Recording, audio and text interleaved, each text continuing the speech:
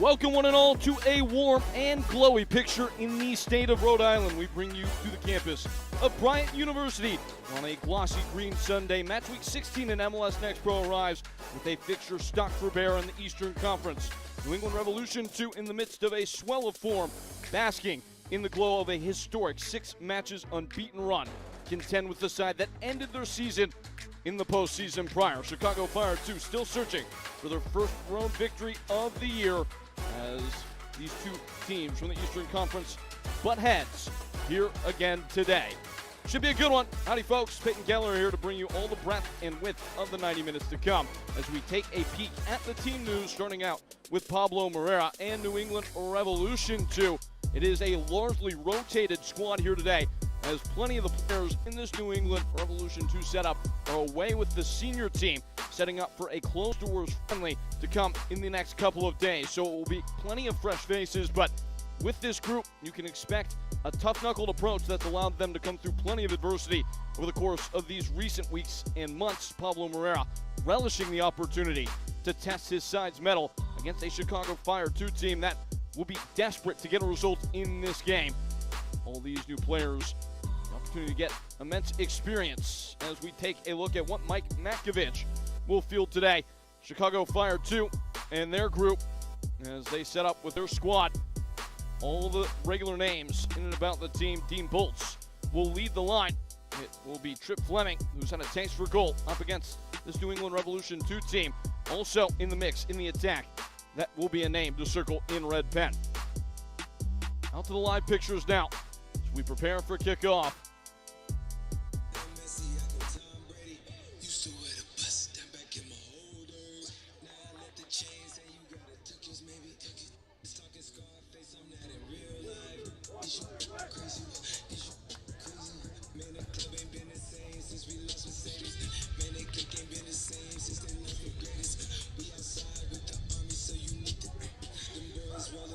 Atmosphere starting to bubble up as we draw closer and closer. New England making no bones about the extra degree of emotion that comes with this. A lot of coaches would avert putting an extra emphasis on a game, especially one in the regular season like this. Pablo Moreira said he was in the stands last year when New England lost to Chicago Fire 2, didn't appreciate what Chicago did to this club on that day. And they have every intention of bringing the fight to their opponent. This is a little bit more personal than the regular occasion for New England Revolution 2 as we swing in motion. Home-sided, Revs 2 unbeaten over the course of their last 6 games. One of the best runs in the club's young history. Chicago Fire 2 once more trying to seek out that first road victory of the year and match the home form that they've been able to muster in the state of Illinois with 3 points away from their friendly confines.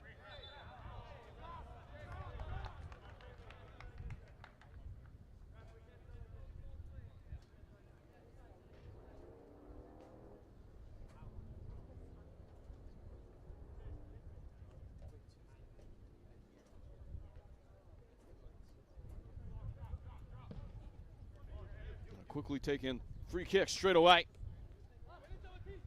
High header one in the middle. It was Jaden Daw that was in pursuit.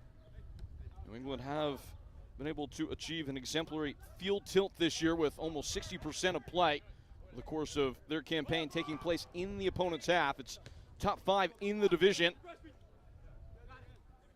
New York Red Bull 2 have achieved a greater figure in terms of bringing the fight to the opponent.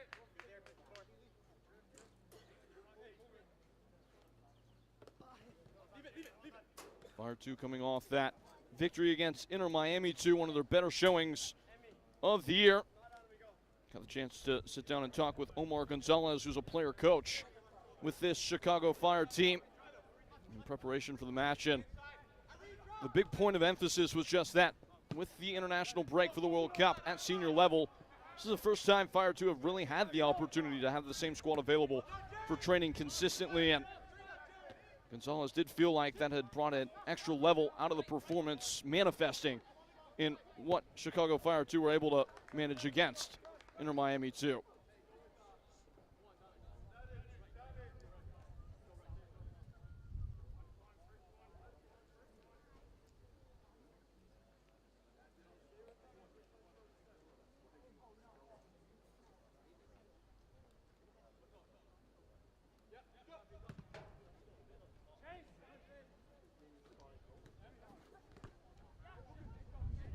He comes skidding through.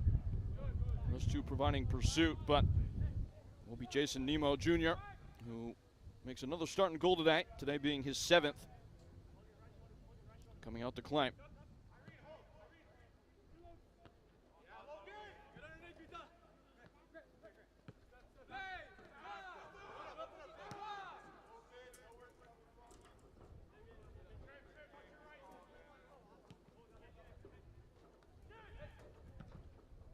New England building out of a back three here at the start.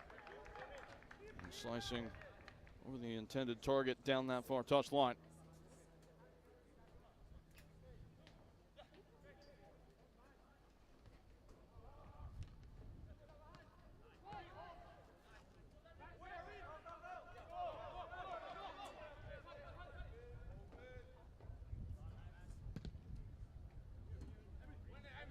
Only by the goalkeeper today, Max Weinstein, making the start, his 3rd of the year. New England have deployed several goalkeepers throughout the season today, all of which have acquitted themselves quite well. Donovan Preston has been one of the league's best. J.D. Gunn has contributed in massive measure. Right now it's Chicago Fire 2 finding the front foot. Shot coming, it's a bit of a weak one and cleared away. They have taken a glance on the way through.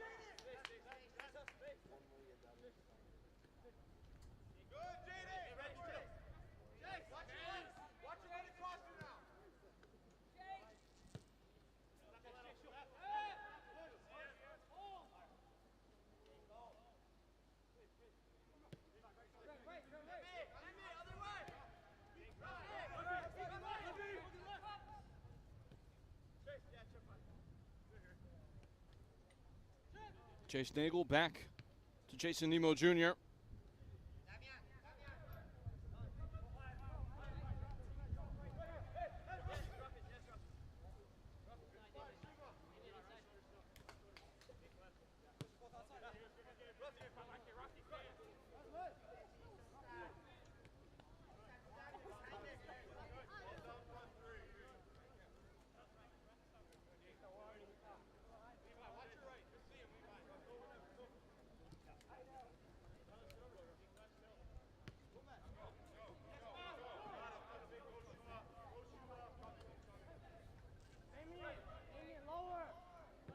Chicago Fire 2 just knocking the ball around. They've enjoyed much less of it so far this year compared to last season, holding on average 46.6%. Year prior in 2025, we're well up over 50%, 52 to be precise, nearly 53. Much less possession-oriented approach from Mike Matkovich in year 2 at the helm of this Fire 2 project.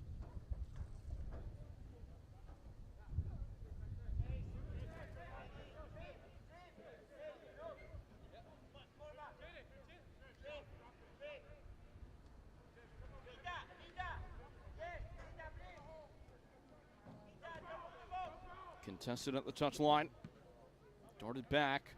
New England Revolution 2 have made so much success happen for them in these counter-pressing moments, winning possession back after the turnover. And they do precisely that now, making serious headway off the 1-2.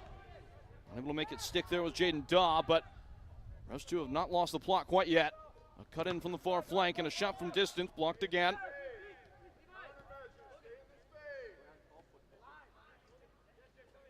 Redirecting wide. First sustained spell of possession for the home team.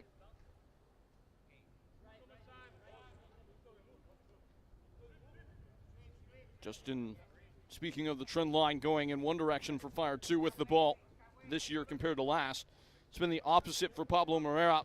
His group in his first year in charge of this Revs 2 project, much more possessionally oriented, completing about 40 more passes per game this season as that goes spikily through the box and it's blocked away by the goalkeeper.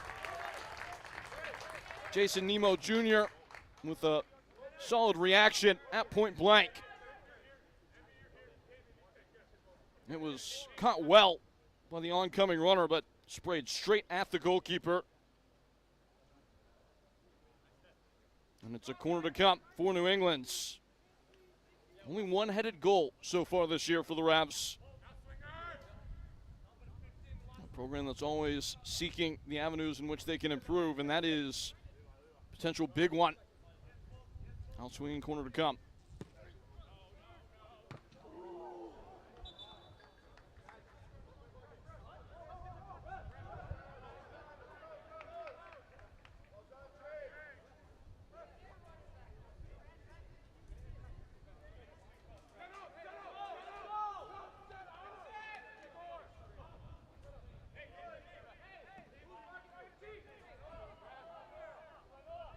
Looks like there's going to be another corner kick, this time from the opposite flag. New England's undaunted and pursuing an early go-ahead.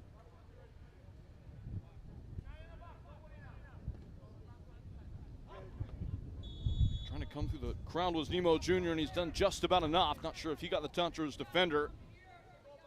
Regardless, the referee has deemed that there was an illegal infringement. A foul called against the goalkeeper as he tried to come and claim.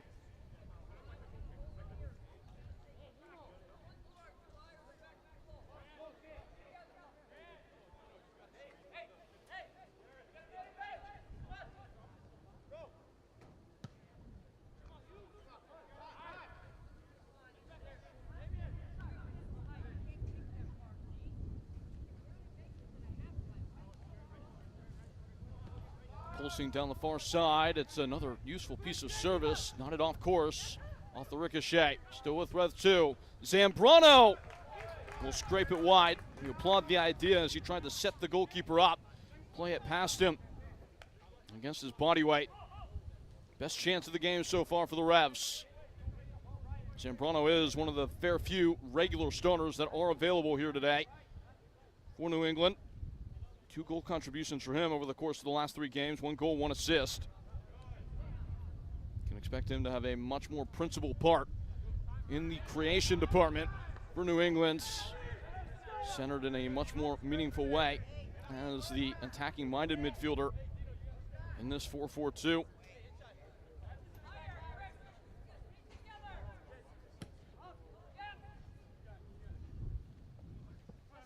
Another scouting ball up and over. Summoned well. Daw misses out with a loose first touch. And it will belong to the side from Illinois. It's a throw-in for Chicago Fire 2.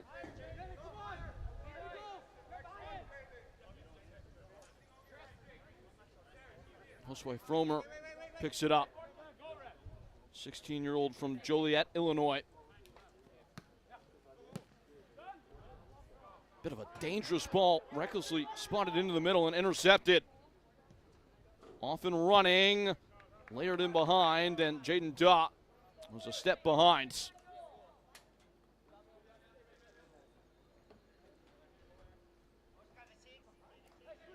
The Shuma Sasaki, who was pressing in the uncomfortable places for Fire 2. Very active and engineering winger for Revs 2, back in the starting 11 today.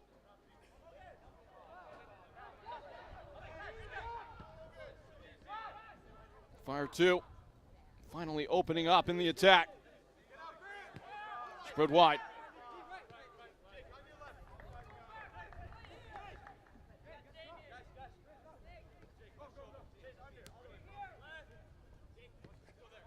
Rushing ahead. Bounce back, but only momentarily.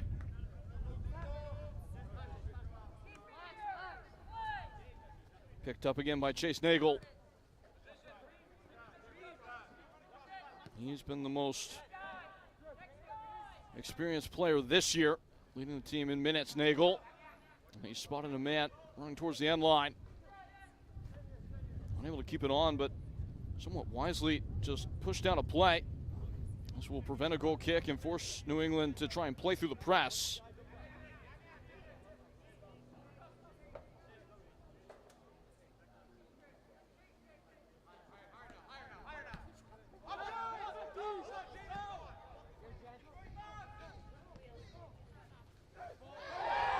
Full gate. It was John Baptiste who shoved down, and the referee has a choice to make. It's going to be a yellow card. There will be a compelling case to be made for as to whether that was a denial of a goal-scoring opportunity, but with the covering defender in the middle of the field for Chicago, and Jean-Baptiste not having clear possession of the ball. As the push and shove came, center official thought better of sending a player off and changing the complexion of the tie.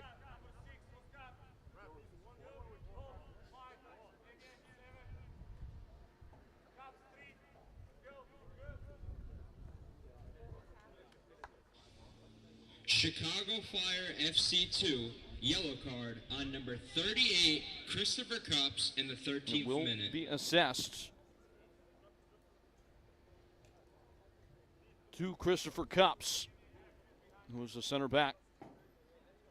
That was under the immediate stress there. And a free kick of real menace for Carlos Zambrano.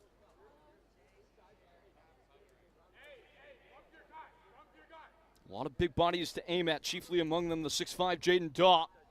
See him towering above his colleagues and contemporaries at the top of the area.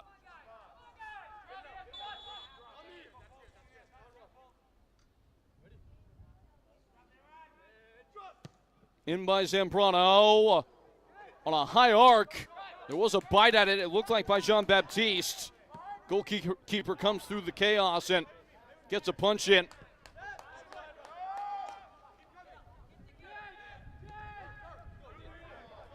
Two significant half chances in the first quarter hour, both belonging to New England and both engineered by Zambrano. Venezuelan has brought the verve. As again, Chicago Fire 2 just break down in the pivotal action. They have been a different team home and away. Outscored across their last 3 road matches 7-2. Most recently a 3-0 loss at the hands of Atlanta United 2. Comes in comparison to a run in which they've been completely dominant in their home venue. Most directly evidenced by that aforementioned performance against Inter Miami 2.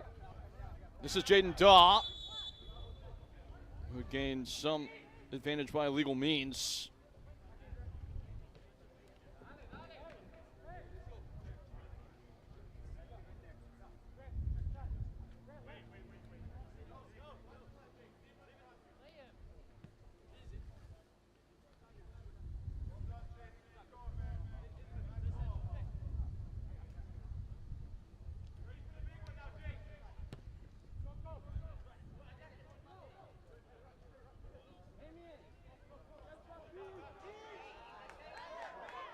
Another biting piece of pressure applied by New England Revolution 2. It's well won, and another foul is called against Chicago Fire 2.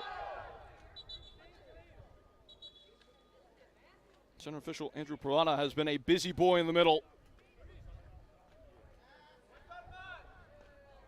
Domenico Giardina, Justin Lopez, the Linos, Victor Borges, the 4th official, and this is the foul. Not much question in it. Tell you what, Christopher Cups has got to be careful. Already on the booking.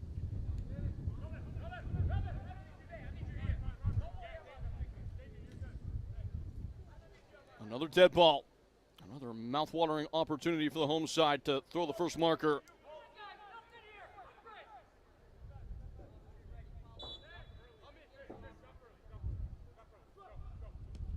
Ball in. Nemo will watch it go. Free header at the back post. Dipped in dangerously towards Jean-Baptiste. Unable to get complete purchase, but maintained by Jake Shannon.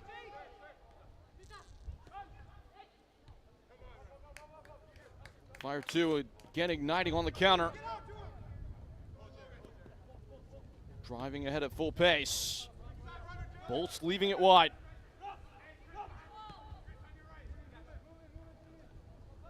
Snuck in centrally, riding through the first tackle. Now a shot from distance will bruise the bar. The rebound hangs high before being headed out for a corner.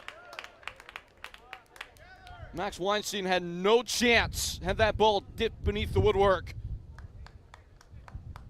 Saw it till it was right on top of him. Sped right by him onto the pipe.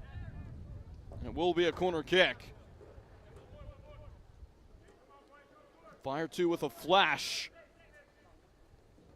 See if it's just in the pan or might be the conduit that gets them on the board.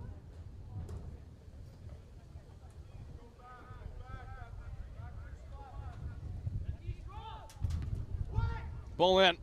They have been one of the most proficient dead ball teams in the division this year. Something that both teams were paying keen attention to. Weinstein again embroiled in some serious contact. He takes the blow and wins the whistle. Justin rounding out that prior point regarding Fire 2 because it will likely be important throughout the course of the game. Roadside today have scored on 6 set pieces, currently the joint 4th most in MLS Next Pro, but that goes hand in glove with what they were so effective with last year when they topped the division, scoring on 19 dead balls. It's the most ever by an MLS Next Pro side. It is an arrow in their quiver. Although Revs 2 have been one of the most stalwart dead ball defenses in the league, that will be when they are at their most anxious today. Tight confines as the ball was snapped up by Zambrano. Vitaly Hlutz, excuse me.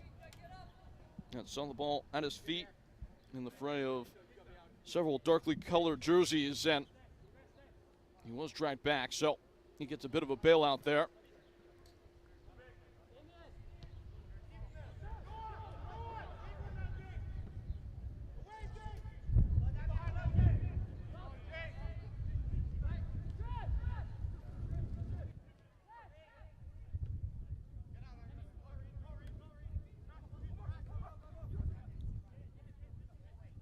Scooping into the attack is Vitaly Hlutz. Did score last time out against Inter Miami 2, was his first goal of the year.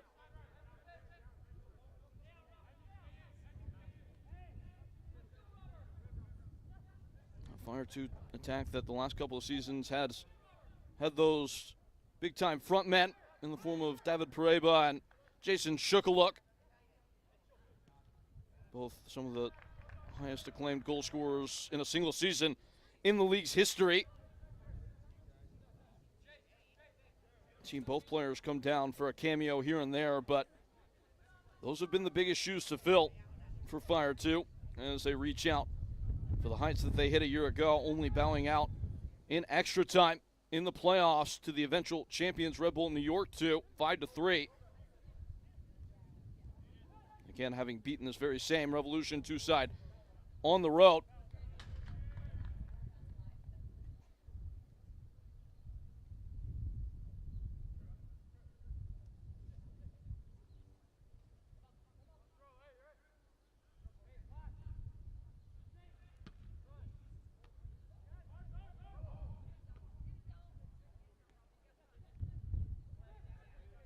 Possession trading hands.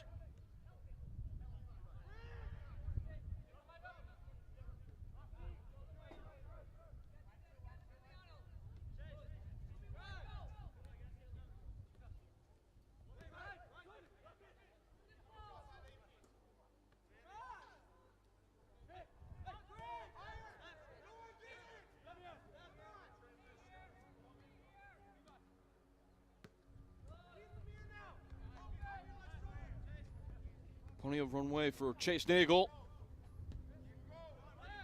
It comes right back to him. And he had to get there as Jaden Daw was lurking.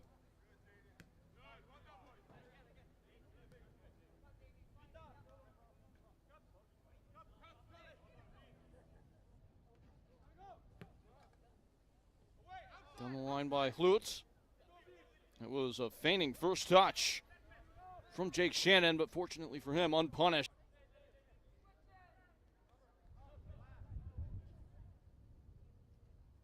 Still scoreless, just about halfway played through this first half.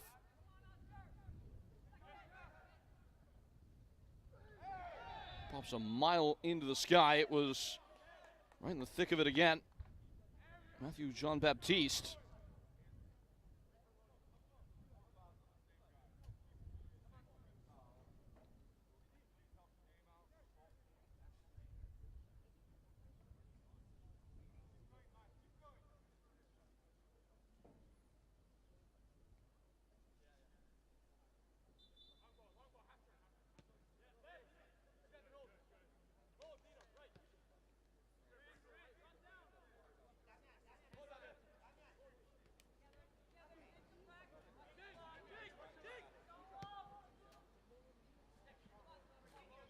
Another scouting effort, probing where the weak points might be in that Fire 2 back line. They've answered the call here.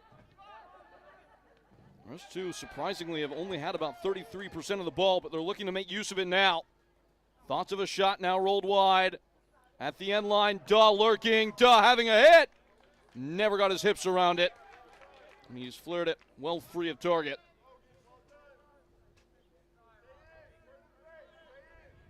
Always falling away and off balance. It was a smart piece of movement by him to disconnect from his marker and start to linger closer to the penalty spot, but basically did a full cul-de-sac-shaped run around the ball before giving it a pop.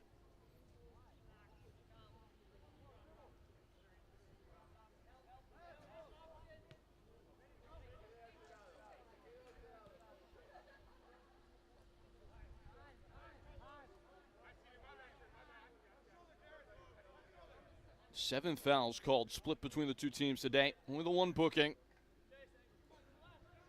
Being shown in the early going to center back, Christopher Cups.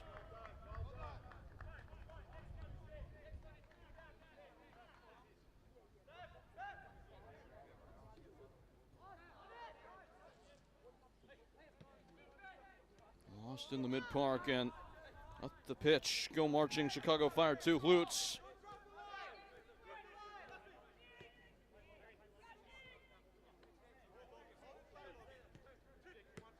Leona Chavez.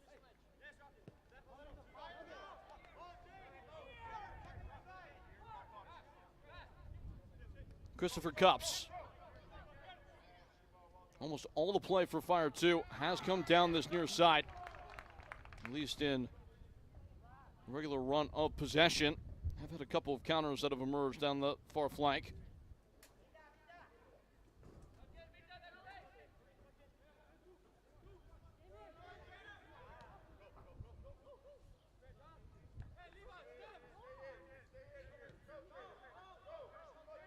Jason Nemo will elect to build out from the back, and it may prove a costly choice at that. Given away. Infield, left a little wayward. Fire 2 able to free themselves from their own ends.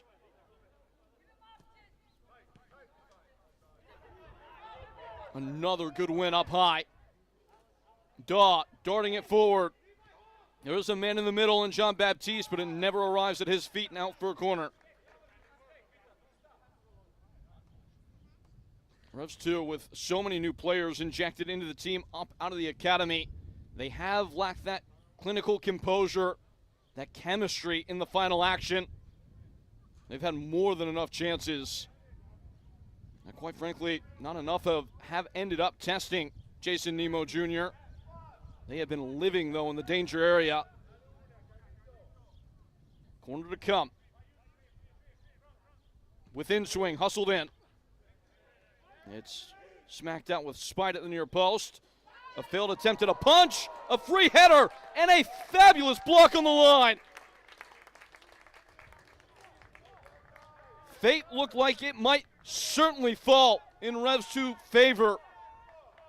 But just in the very last instance in which something could be done, something was done. And it's kept clear.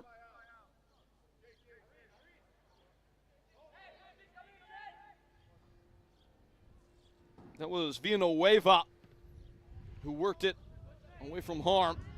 And Fire 2 will do much of the same, making quick work of the corner.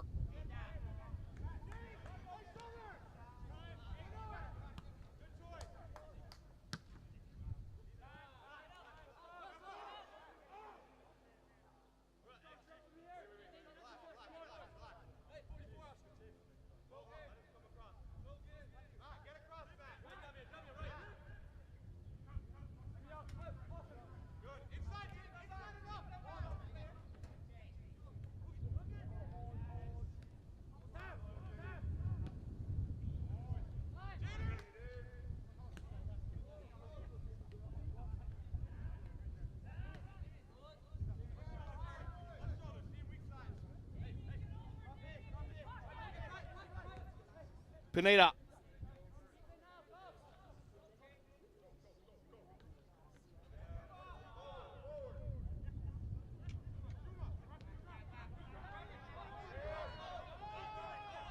There's two. Running through the gears again. Searching for space for the cross, blowing by the man marking. It was a brilliant change of pace by the Res 2 attacker. Back into the box, knocked down. Again, it's Jean Baptiste right in the thick of where most of the commotion has happened for Fire 2. Unable to get full purchase.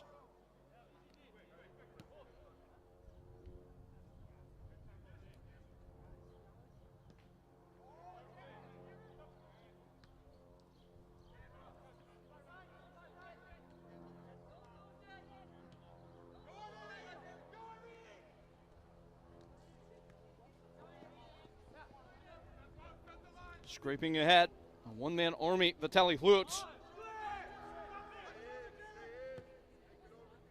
That's a smart switch of play. Unfortunately, for the oncoming wingback, it was also a little bit narrow. Took away any advantage that was opening up in the reversal. Damian Neek, who's been such an important catalyst for this Fire 2 side this year, hasn't had too much access to the game. Team's leader in chances created with 26. A stabbing tackle. The referee has immediately gone for the whistle. And so too, reach for his pocket. Yellow card.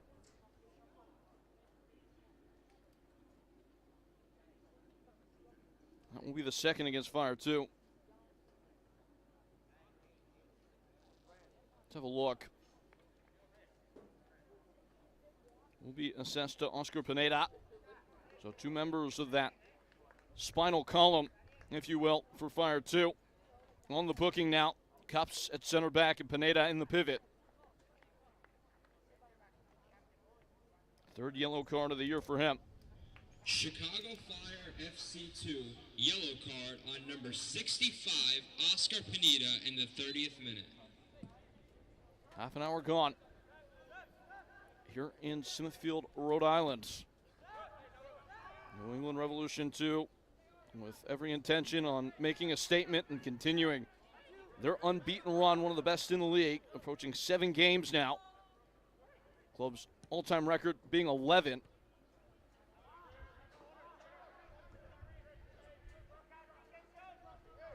A splash of class at the touch line and a piece of defending that's crossed the line. Foul is awarded. Another free kick.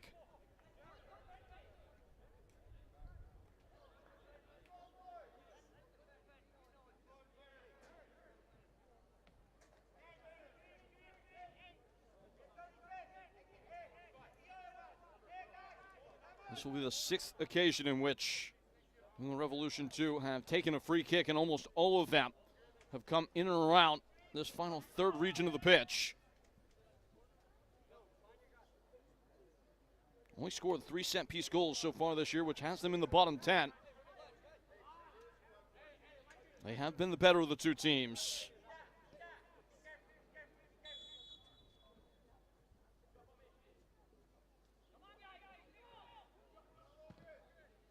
Hooked in at the near post again. They have so often just failed to clear the first barricade with the service, but they'll go it once more. Ball in, a glancing header has trickled just so narrowly wide. It looked like Jake Shannon might pop up at the back stick to steer it home. He's had a penchant for that exact action all year, 2 goals. But as the knock-on came, Shannon was just unable to fully get the engine started. Really well worked by Jaden Daw to rise up, spin around, and reflect the ball dangerously back across the goal mouth. Shannon does win this header, but Hlutz lays claim and lasers a ball down the line. Vitaly Hlutz still working, has a spare man, shots away, stellar save.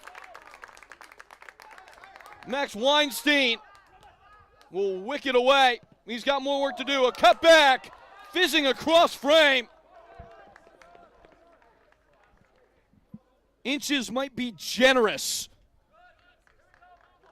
This was well-fashioned on multiple accounts from Chicago Fire, too. The initial chance, goalkeeper guessed the right way and had the instincts enough, and that even came off the post. Too close for comfort, as Revs 2 relinquished what had been a firm grip for only about 30 seconds and nearly pay a mighty price. But they have not been deterred at all by that. Right back the other way. Cross coming. Oh, it was a free bite at the apple. It might still be for Daw. And dashed wide again. He was seeing himself in his mind's eye as the hero, already picturing his celebration. That thing stuck up in the air forever, and Daw ran onto it to hit it with a full volley. Not sure if he just never got a clear picture of the goal itself or if the technique let him down. I'll say this, Chicago Fire 2 better hurry here or else it's going to be a corner kick for delaying the restart.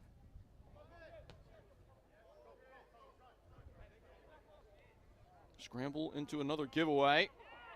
Zambrano has nipped it back, but it does not fully take.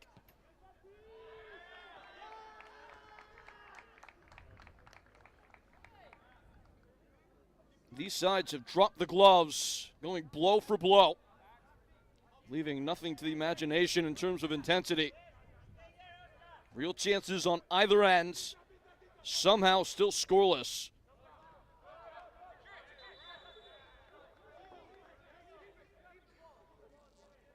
New England looking up towards the upper echelons of the Eastern Conference. 7 victories, 4 draws on the year, only the 2 defeats. Those coming in close succession in the middle part of the year. Fire 2 still looking to find the beat. More losses than any other result, 5 of them to be precise. 4 wins, 4 draws. A far-flung cry from where they were a year ago.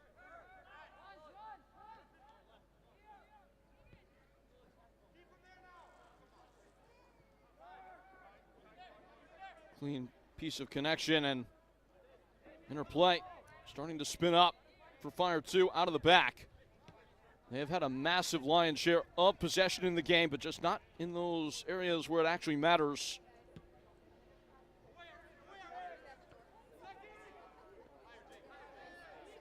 In defense of them, they have hit the woodwork twice. Smuggled away by Revs 2.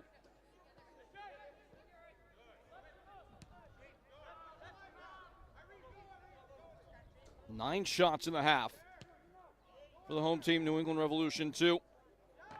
If you can believe it, it's actually been Chicago Fire 2 who have maybe applied more pressure on target. Only 1 registered on-target shot, but that's because anytime the ball actually hits the frame, it is not scored as an SOT, a shot on target.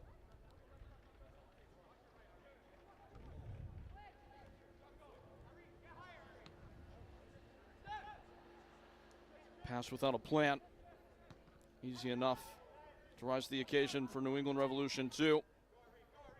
Still unable to achieve full custody of the ball.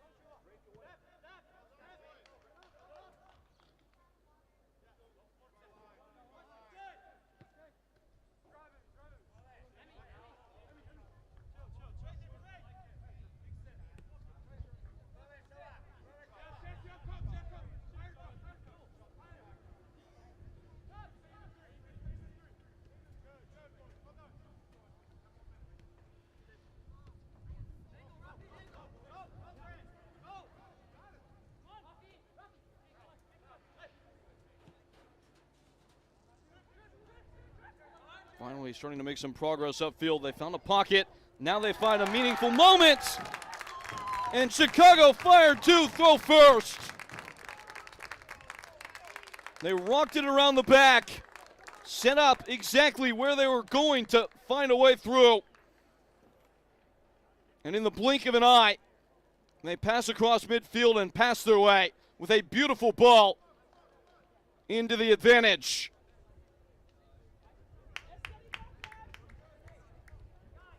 1-0 to Chicago Fire 2 on the road. It's Dean Bolts who breaks through. An assist last game against Inter Miami 2. He has made himself right at home at the front end of the spear for Mike Matkovich. He has now surpassed his goal output for all of last season. 4 total. He is getting hot at the right time. 4 goal contributions for him heading into today in the last 7 games. Can make it 5 and 8. Chicago Fire FC 2 by number 28. Probably not fair to say it's come against the run of play. Fire 2 have had those chances smattered throughout the course of the contest. But it does come on a moment in the match in which they had probably been second best. Completely changes the complexion of the thing. Those two built on resolve, and they will not bow their head. To that point, Fire 2 looking to fabricate a second goal. No reason for them to feel comfortable with the lead that they now possess. Case in point, break brewing. Unable to dance away. Out there on the far touchline was Shuma Suzaki.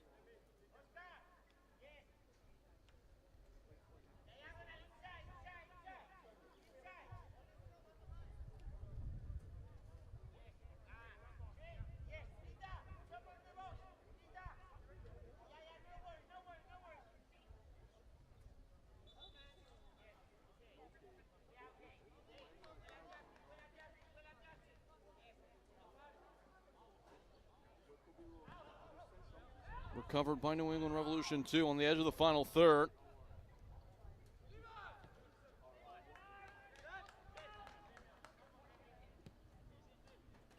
Prochapati into the middle for Jake Shannon.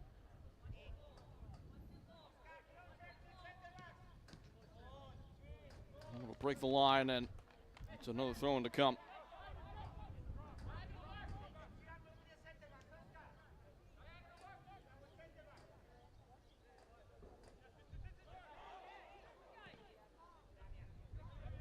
Loose ball in the center. Fire 2 first to the punch. Chase for it provided by goal scorer Dean Bolts.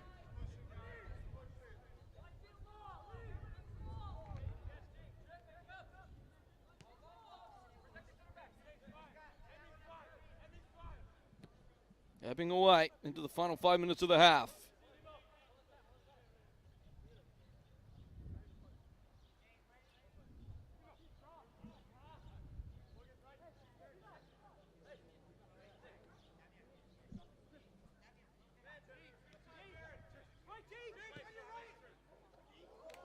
Well, that's a lovely ball in behind. Off to the races, a shot on goal, and taken wide.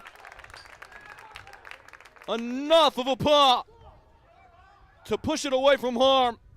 Max Weinstein adding to a catalog of saves in this first half, the most recent of which keeps New England firmly in the game. He would have been watching that in slow motion as it skipped without any chance for him to make a greater impact than he already had. Turns out what he had done was enough, and it's a corner kick. Again, Fire 2 have scored on 6 dead balls this year. They're turning up the temperature. Their northeastern opponent. Nodded away. Back in.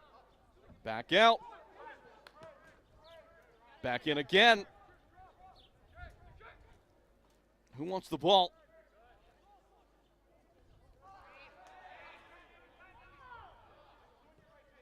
Turns out it's Fire 2.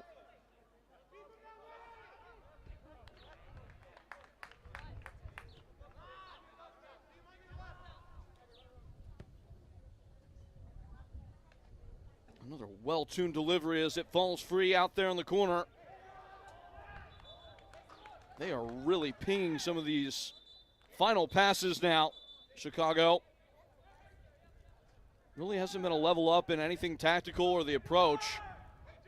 Just a couple of moments of blinding quality and those unlocking passes that have opened up all the best chances. Diving in, nearly winning it there in a scramble was Graham Emery. He does lose out. May get a second stab. Oh, just confiscated. And scrambling out from the back now, Fire 2.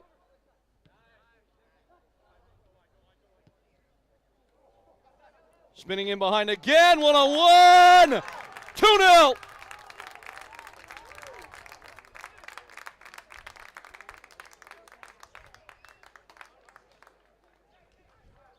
A hypnotic sequence from Chicago Fire 2. And a blinding ball in behind. The finish, stylish. The score, resounding. And Fire 2, who have failed to find points on the road at any point this year in a magnitude of all three, are well on their way. Huge goal just out of the half. Credit will fall at the feet of Vitaly Hlutz, who makes it 2 on the skip. Back-to-back games with goals for the teenager. And the Chicagoans are on the charge. Fire FC2 by number 68, Vitaly Hlutz at the 44th minute. Rushing now towards stoppage time. And New England Revolution 2 are compelled to maybe get something back. It's gone pear-shaped quickly. Pair of goals in the final quarter hour of the half have changed the entire complexion. Prajapati.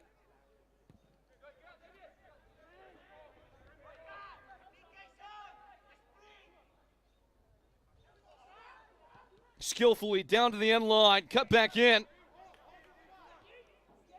There was a burst there from Sasaki, but nothing takes. Attention, the fourth official has awarded 2 Into minutes stoppage time now. to The the allotment half. will be 2 minutes. A testament to how quickly things have come and gone. Had a bunch of give and take in the early going. Plenty of fouls, but in the second act of this half, things have quieted down on that front. It's been much more free-flowing. The Fire have taken advantage. Goals from Vitaly Hlutz most recently, and Dean Bolts preceding that. Have them a pair of goals for the good.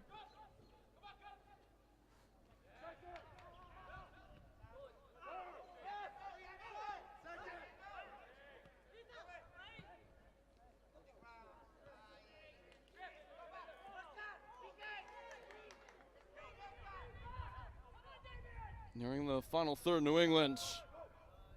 They've lost the ball. That counter press has been rendered less and less effective as the game's gone on. Riding a tackle, no advantage. The eyes of the center official.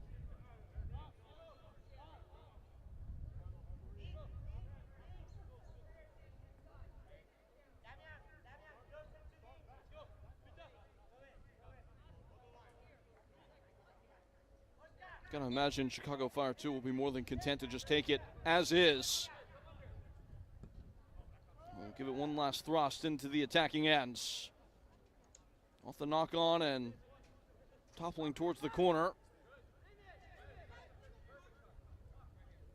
You can just see the hesitancy to get forward for Fire 2 and add numbers to the box.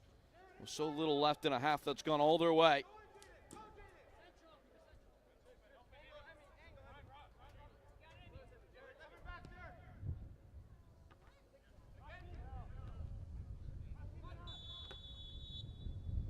Into the books. And it has been a thrilling read to that effect for Chicago Fire 2. They sit in the catbird seat. 2 goals out in front of New England Revolution 2. They'll have to search deep, try and find a way to continue their unbeaten run as the work is cut out for them by their opponent, the side that ended their season a year ago. Chicago Fire 2 have eaten the best punch and thrown one better. We'll break it down at the break again. Our score is 2-0. Coming up in our halftime show, MLS Next Pro, a heavy influence on the World Cup. and that global stage. A peek ahead at the future in Grand Rapids. Those highlights in our upcoming schedule. That's all for you after this timeout.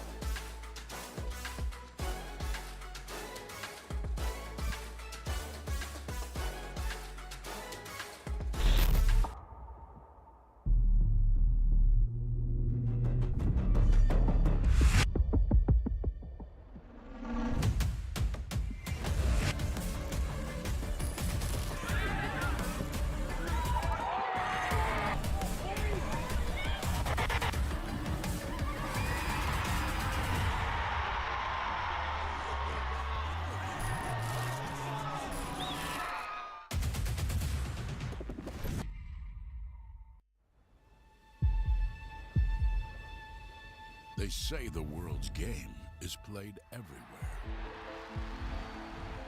This is how we play it here. Every weekend across North America. From Vancouver's mountain rain to the shores of Florida. From the city of angels to the heartland. The world's brightest stars light up our fields. Let's go. And our fans bring the world to life.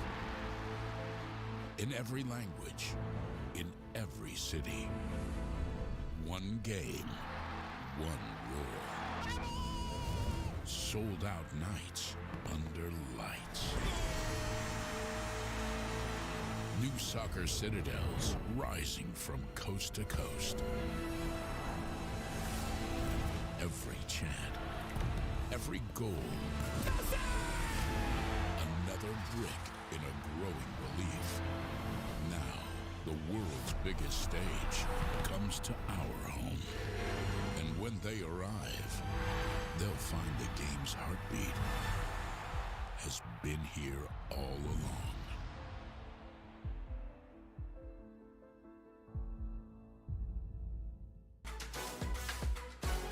It's all pumping off here in Rhode Island. Unfortunately for the home side, it is in favor of Chicago Fire 2. 2 goals out in front of New England Revolution 2.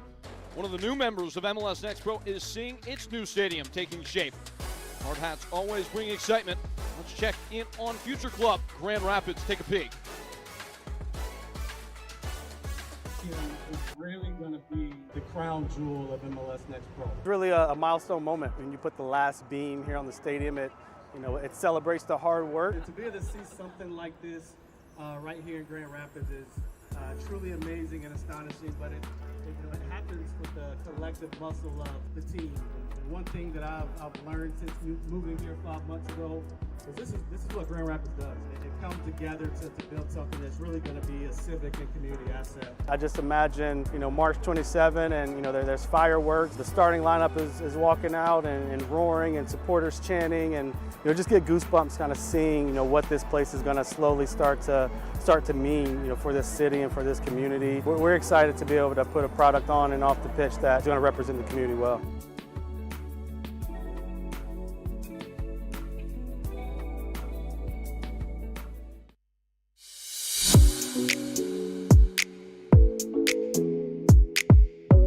The biggest sporting event in the world is embracing two ideas that started here. One designed to keep the game moving, another designed to better protect the players within it. Both were first tested in MLS Next Pro. The league launched in 2022, but prior to that, there were 4 pillars that we came around, really rallied around, where we wanted to build and drive growth. Those 4 pillars were professional development, local communities, access, and innovation. The game has been around for over 100 years, but for the most part, a lot of the rules have stayed the same. But the game has evolved so much, particularly over the last 30 years. MLS Next Pro has been a really good proving ground for a lot of these new rules that they're bringing into effect. The players and the competition have been very open to trying out new things. We've seen some really, really good developments, and a lot of the things that have been trialed in that competition have been elevated to MLS, and now we're seeing elevated to the FIFA level as well. This was something that it was easy for them to get their heads around. But I was pleasantly surprised to see them take this on in a format that's very, very similar to what we've been doing already. Ideas don't become rules overnight. Changing the game meant bringing people together from every corner of the sport. I think it took a lot of courage for us to implement some of the new rules, but we knew that if we did it in an authentic way and we got information from so many different stakeholders in parts of the game, that we could do it in a safe way that would help players, would help administrators and coaches, and really would be good for the sport. Eventually, the conversation moved from meeting rooms to match day.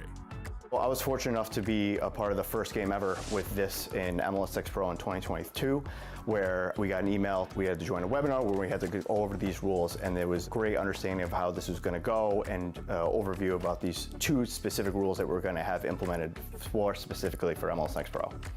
So I really thought the on-field treatment rule was an awesome implementation, because that's something that we deal with a ton as referees. It's something that causes friction, always causes issues for game management when you have players going down for injuries and calling a trainer on when it's not necessarily a serious injury. So I knew initially that was going to be a fantastic one, that was going to be helping our game improvement. And then the substitution rule we knew was also going to be one of the ones that was going to help. So I was really looking forward to doing that one and implementing that, because it's something that's game management we have to deal with. The expectation was that there would be an adjustment period, maybe even resistance. Nobody knew how the players would respond once the whistle blew. Players bought into it really quickly, and it was something that the entire league was able to understand it, and really you saw buy-in from everybody, and it was just really easily implemented at MLS Next Pro, and really didn't see much pushback. The biggest thing that I've seen is where players are smart enough to know if they leave the field voluntarily with our permission, they don't have to wait a minute. So if they're near the sideline or the end line or something where they say, hey ref, I just need a minute, I'm gonna go off, perfect. They can go off and get whatever treatment they need to, and they know they don't have to wait the minute. You're getting your treatment that you have, you're not implementing any of the on-field treatment rules or anything, you're just taking yourself out of it for a second. So that's where players really come in smart to how they handle things. And then for the substitution rule, I've seen several times where I would talk to a captain and I tell him the player has to come off, and he's not, and you see a captain or a teammate pushing that player off the field, because they know that if you're not off in that 10 seconds, they don't want to play for 10 at the disadvantage that they would have. The changes on field were obvious, and the numbers told the same story. The data was really compelling. If you look at the numbers before the rule was implemented, on average, for those stoppages associated with injuries that are 15 seconds or more, you really were looking at stoppages in games that were 5 to 6 times per game. Once we implemented the new rules, that number went down to between 1 and 1.5 times per game. And so the data was very, very compelling that when you implemented a rule like this, it really would reduce those preventable match delays. And that was really exciting for us. But when you do the analysis in terms of number of fouls and yellow cards and red cards and some of those metrics, we found that those remain consistent whether the rule was in place or not. And that was a positive dynamic for us. And it's one of the key. This stadium is really going to be the crown jewel of MLS Next Pro. It's really a milestone moment when you put the last beam here on the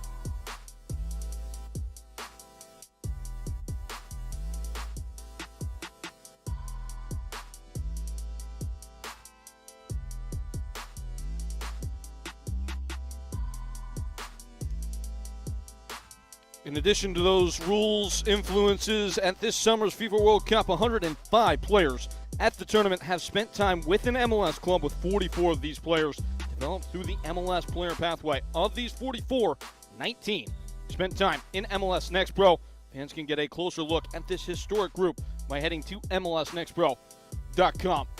I get the sense that every American is quite happy with the fact that Alex Freeman is part of that cohort, as he has made a massive impact for the U.S. men's national team over the course of the summer through their first 2 matches so far. We set to step aside, much more to come regarding all the action this match here between New England and Chicago. But before we do that, take a look at the most recent scores from around the division as all the results start to come down over the course of the weekend. Plenty of teams starting to pull ahead and find that positioning toward the top end of the table, maybe in those places where you're trying to be the team that doesn't get left without a chair to sit in. It's all becoming very interesting these days in MLS Next Pro as we get that clear picture of what is to come and what will matter the most. As for what is upcoming, and to that point, plenty of action in and around the division over the next couple of weeks, specifically heading into next weekend.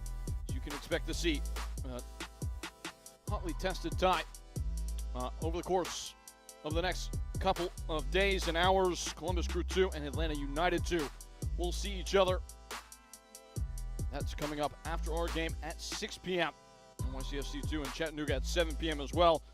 Just a couple morsels in and around the menu of delicious ties coming up over the course of the next couple of days and hours. As for the halftime highlights, as things took shape early, it would be New England. We're on the front foot immediately. A couple of big chances in this moment of save by Jason Nemo. Keeps it all square. Chicago Fire 2 ushering in what would be an omen of what's to come. Hitting the bar hard in this moment. It would be New England back down the other way. Cross coming in at a tight angle before being turned wide by Jaden Daw. And then again, knocking on the door from a corner on the home side. Hit a mile into the air before being haphazardly punched, headed down, and saved off the line brilliantly by Damian Villanueva. That would inspire the confidence necessary for Dean Bolts to get in behind and score the opener. His goal would make it 1-0 in Chicago Fire 2. From that moment on, we're playing with the swagger.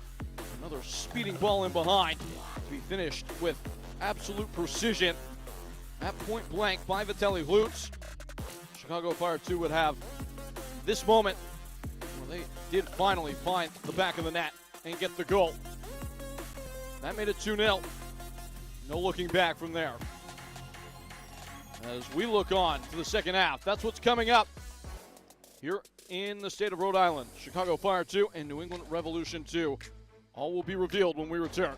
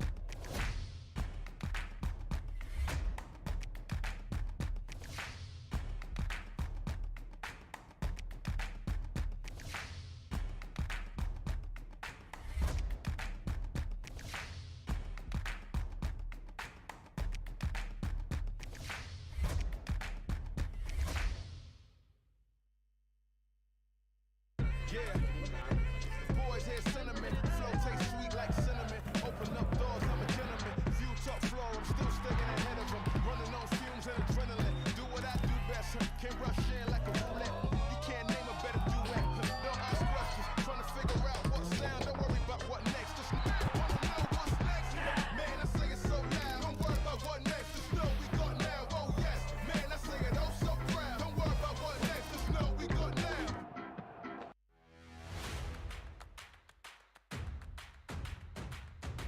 Should be a fun season of MLS Next Pro.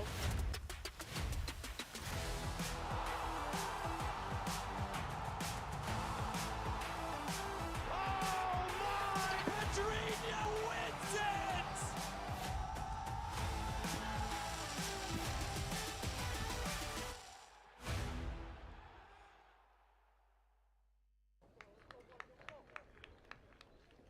One half down, and it's going all the Fire's way here in New England. Revolution 2 down a pair of goals with a historic unbeaten run under serious threat. They've got to get going as we enter the course of play with it standing 2-0 to the roadside. Mike Makovich and his bunch trying to make a loud statement and get their first road victory of the year amidst plenty of style. Once more with you to bring you all that is to come in this second half. I'm Peyton Gallagher, and this is New England Revolution 2 on the front foot. Cutting free in the box, the referee not going to give it a second look. Andrew Parada was under the gun throughout the course of the half with how contested play was in the first half, and he's already had to make one big ruling, not 30 seconds in. Suzuki who went down. Sasaki, excuse me.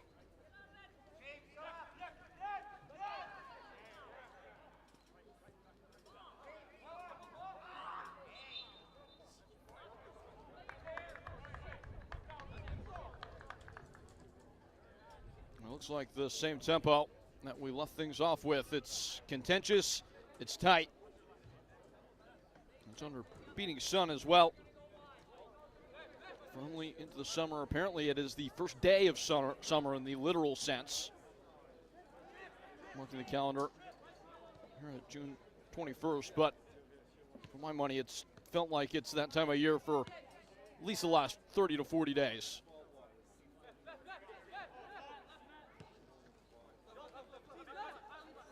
Being told we will have a hydration break in this passage of play.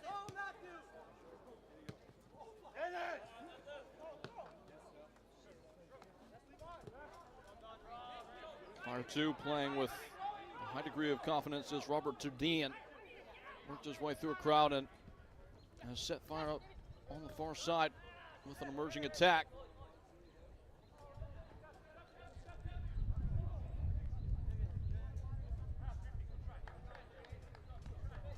All time, the series is knotted up. 3 wins for each team, 5 draws. You want to take it to the next level. New England have won 3 of the 5 shootouts, but as close as a matchup can come down the years. Of course, as it's been noted, Fire 2 winning 1-0 at New England in the first round of the playoffs last year. Left a mark on Revs 2 in that game. 87th minute David Pareba winner in that particular tie. Pablo Morel was watching in the stands, and even he, despite not being the coach of the side at that time, has been left with some degree of an embittered taste. And just imagine what he might have been saying to his players at halftime, albeit a shorthanded New England Revolution 2 without several of their key figures, the likes of Miles Morgan, as well as Gabriel Dolan, Alan Oyawathe, and some others as this one is scooped up by Jason Nemo. That's never been something that Pablo Morel has ever let his side hide behind, though. It is, in the truest sense, next man up. It's a cliche, but to a greater extent, it's true for this Revs 2 bunch and has been all year. 10 players have at least 1 goal on the campaign. They need 2 of them to make this a contest again.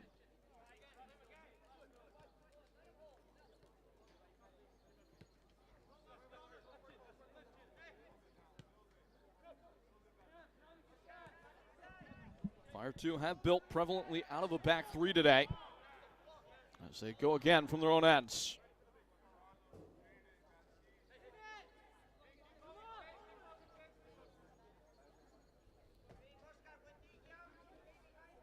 Both sides remaining unchanged out of the dressing room. Nagel on the 1-2. That's actually Pineda who was trying to play that piercing pass.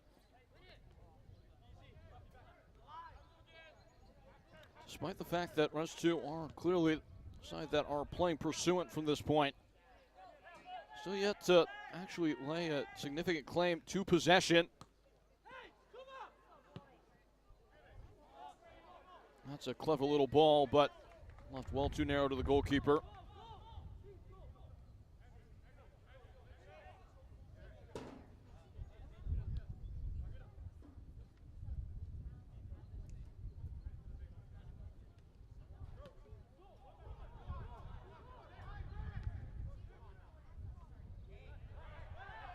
Off a hop, the referee will leave his whistle alone. It's a throw-in.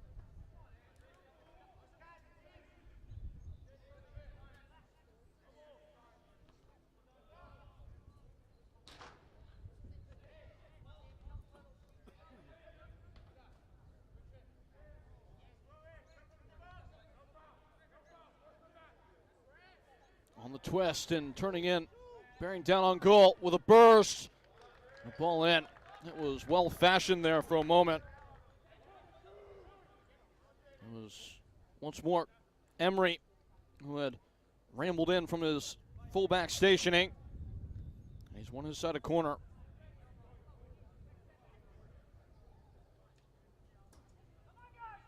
Outswinger. It was, again, Jaden Daw, who was in the murky middle, went right over his head, the 6'5 striker. Might get another chance. A little bit late off the ground there. Damian, rather than actually on the ball for a second, was Prajapati.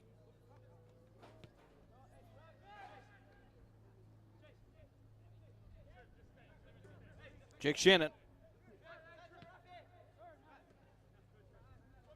Line-breaking ball.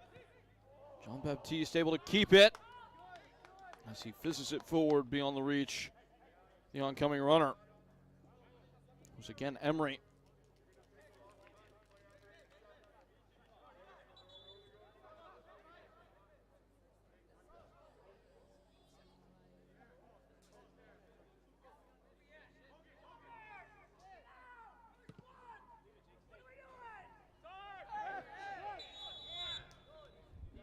Foul called against Jared Smith.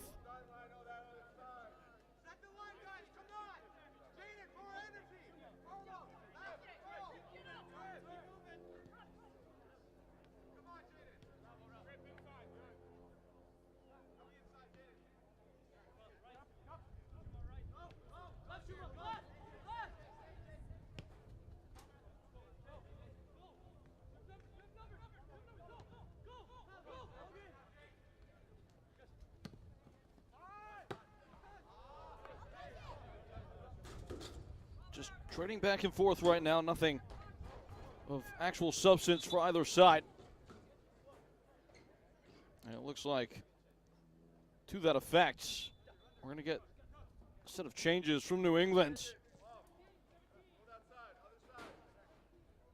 That's going to be the end of the line. Substitutions for New England Revolution 2 at the 54th minute. Jaden Daw Entering at the field, front. number 76, Never really found footing in the game.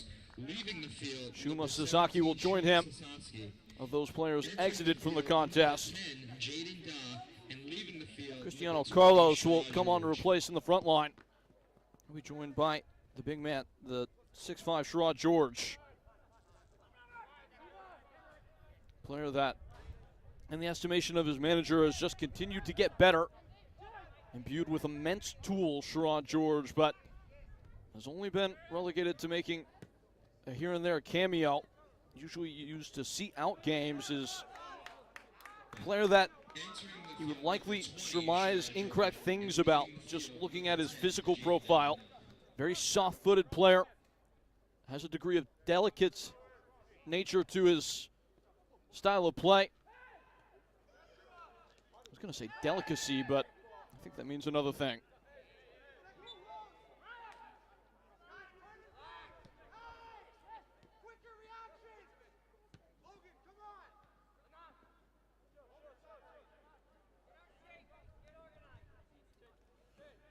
And by no means do I mean that as an insult to Sherrod George, who does know how to use his physicality. Just for lack of a better comparison, you reach for a player like Peter Crouch. Always had the capacity to surprise opponents with his grace and skill. George has all those things.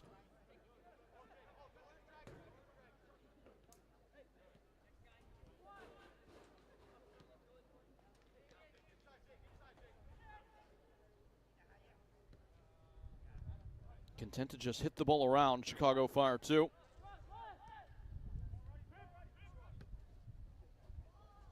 And this is exactly how they opened the game up in the first half. Just hunting for those rifts in the back line.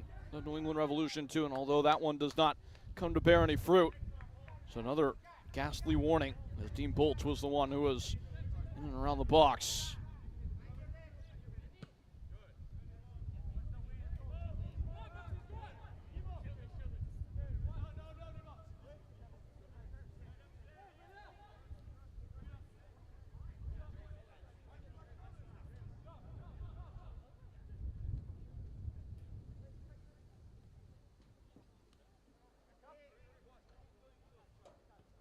John Baptiste hesitant to engage.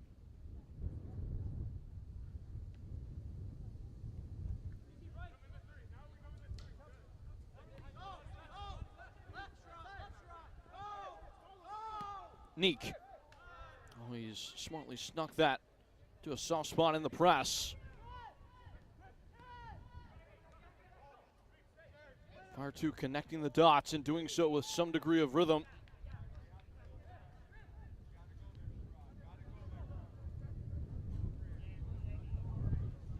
This is really snappy passing.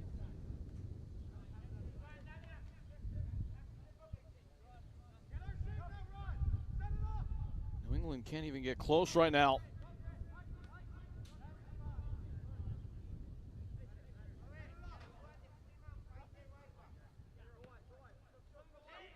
They are counting sheep. And Pablo Moreira's seen enough. He looses the dogs, and here comes the press. Skipping away from the first tackle was Chase Nagel. And it will be Fire 2 needling forward at the feet of Neek. Still not to be spit up. And they'll just start all over again. This is unbelievable what they're doing with the ball right now. Got to be approaching at least 30 passes in this parade.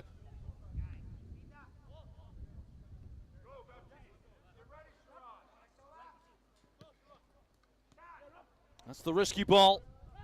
It does land firmly at the feet of a Fire 2 player who flushes wide for Neek.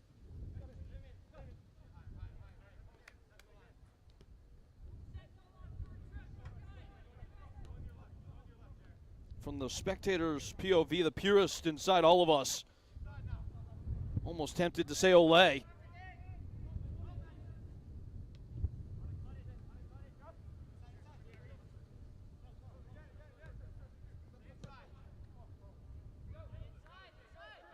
Side to side, back and forth. Melodic. Just meandering wherever they want to roam. Neek, and finally out of play. That might have been the first time that entire sequence that took about 5 minutes that New England even touched the ball. Silly business from Chicago Fire 2. We're playing with their heads held as high as possible.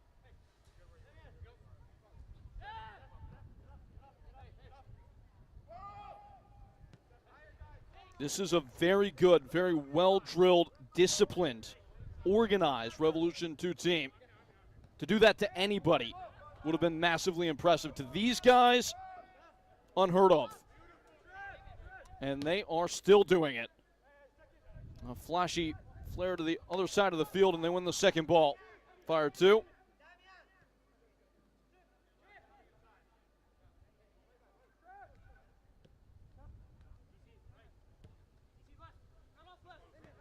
If you can believe it, this is a Chicago side that are averaging less than 50% of the ball this year per game. Left behind by Neek. The only thing that would undo the progress that was being made.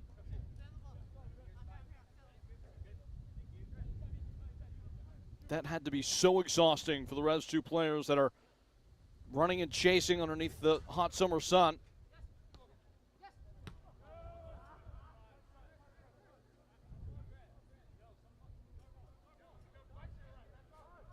Throwing to come. It looks like there is a change being readied for New England's.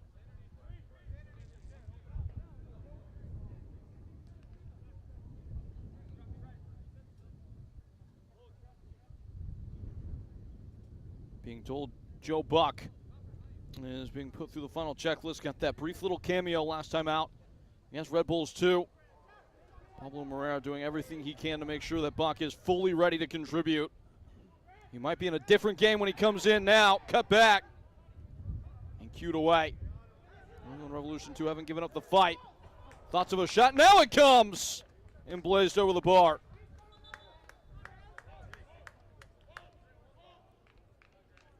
And that will open up the window for Joe Buck to be inserted into the game.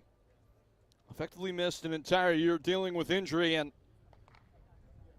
as his manager Pablo Moreira throughout his career also had to deal with injuries that not only affected him physically but mentally as well.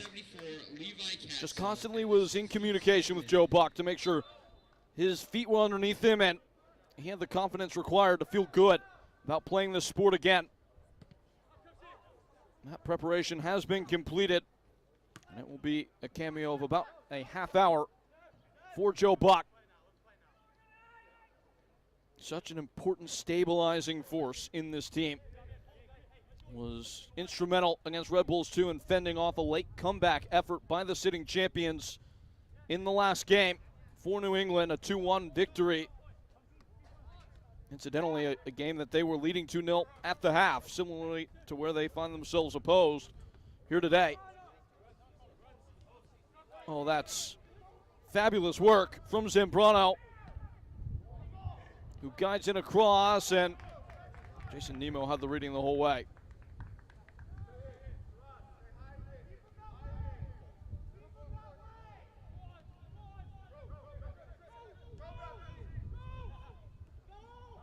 Now New England's down to their final two changes. They can make both of them, but it has to come at once. They'd like to change the game first and be at least half the margin closer. Not going to happen there, though. Overhit in the pass, as it was Logan Azar bearing down.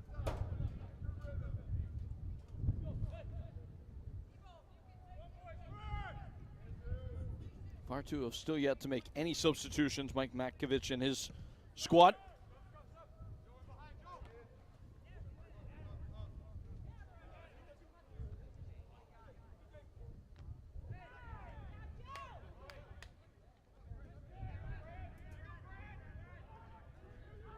The jousting tackle won't come off, but it does force the ball carrier out of touch.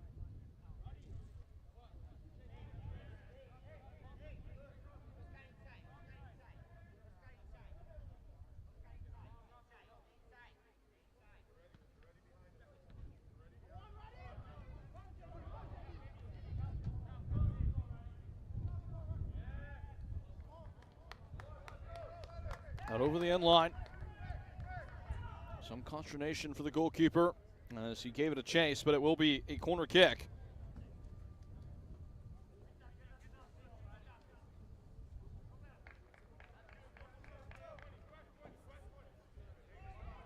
New England need a spark. Chicago aren't out of sight yet, but they are controlling the game and up a pair of goals.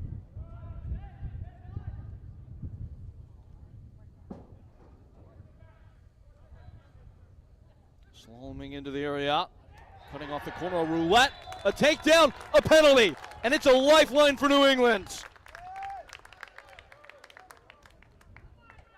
That was stunning skill to get Chicago off balance, and the leg is left out. The roulettes and off to the races. The referee forced into making the call.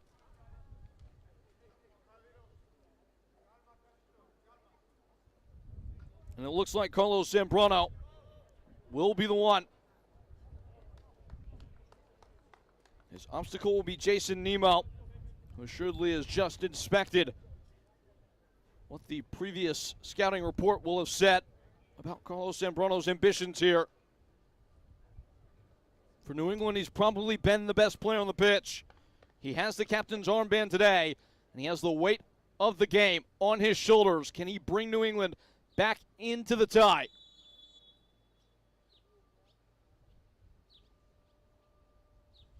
Carlos Zambrano compelled.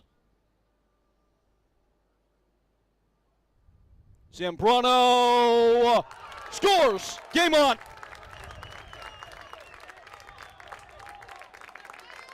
Big goal. And New England not to be knocked out. Goal, New England Revolution 2. It is a convicted penalty as the goalkeeper telegraphed his dive. The taker and his deterrent lock eyes and know where the results will fall. Substitution for Chicago Fire. Chicago will make a change here. And my goodness, it's Omar Gonzalez. At the 66th minute. That is what is going to be forced into the game by Mike Matkovich. The 37-year-old defender who was with the U.S. at the World Cup in 2014. He replaces Emiliano Chavez. Needless to say, he brings possibly more experience than all the other combined 21 players on the field into this game.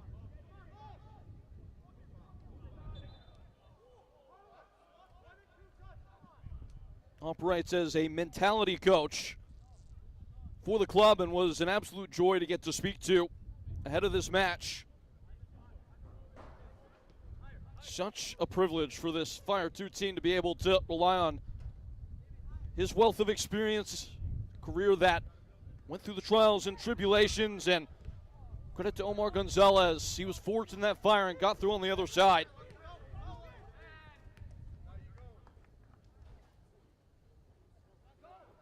Pressing upon what should be a soon coming hydration break and a wholly reformed game. After that penalty kick, changed the tenor. Carlos Zambrano cutting the deficit in half. We saw that exact ball open up New England on several occasions in the first frame. Nothing to come from it there. And now they have attacking intent. Rainbowing in behind. On the run. Good bit of shielding. And it will be a goal kick.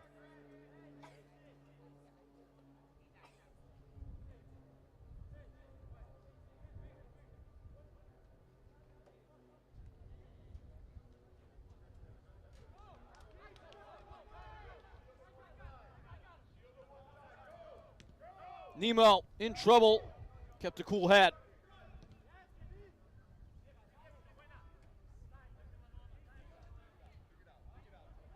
You just wonder about the emotional response from Chicago, who were playing so freely prior to the penalty kick concession.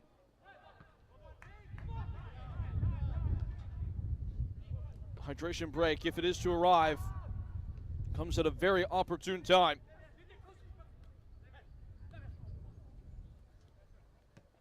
Neek.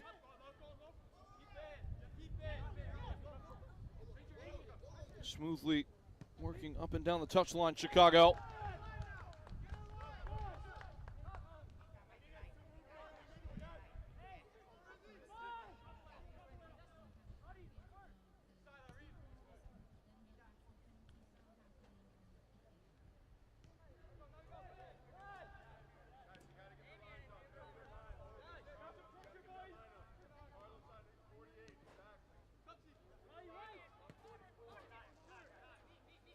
New England's, with all that updraft, maybe seeing some of the wind come out of their sails as Chicago move the ball from side to side and now move into the box. What's the ruling? Corner kick.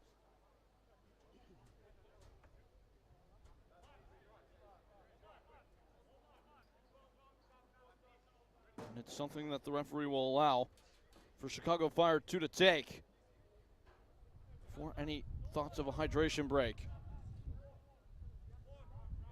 They could totally flat back New England Revolution 2 by erasing the work done to get back into the game here. Sun peeking out from the clouds that will affect the goalkeeper, Max Weinstein. 20 minutes left in it. Here comes Weinstein arriving and flushing it away. New England sensing a chance to break, but it's out for a throw. And that will send us into the hydration break, it appears.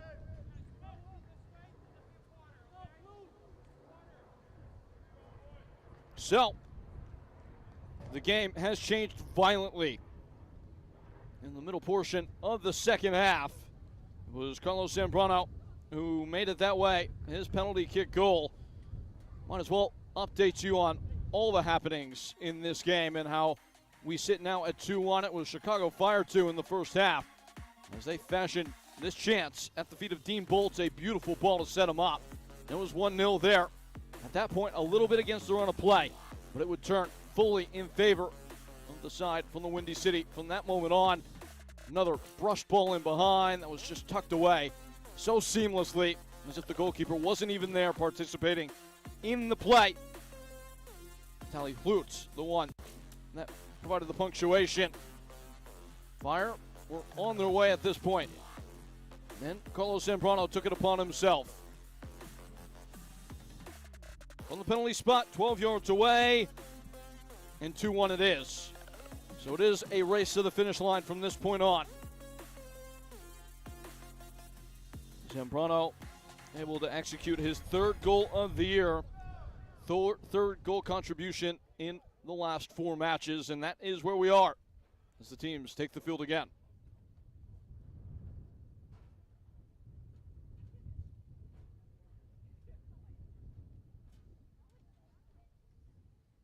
New England again, 6 games unbeaten, 5 victories in that stretch, clean sheets in 3 of the last 5 games. Were hit hard for 2 in the first half of this match. And it will be a long homestand for them, today being the second of 5 home games in their next 6 contests. A chance to even continue beyond what they've already done in terms of the run, especially if they can get something out of this game.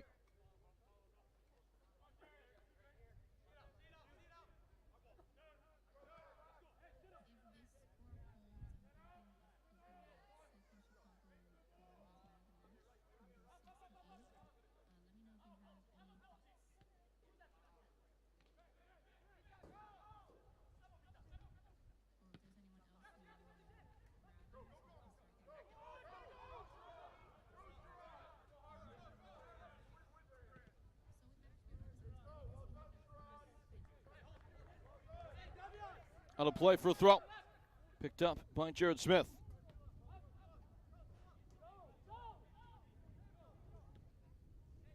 Chicago have to be wary to allow New England to really find their stride with the ball. Not invite too much pressure. They are being bared down on here. Flag is up for offside.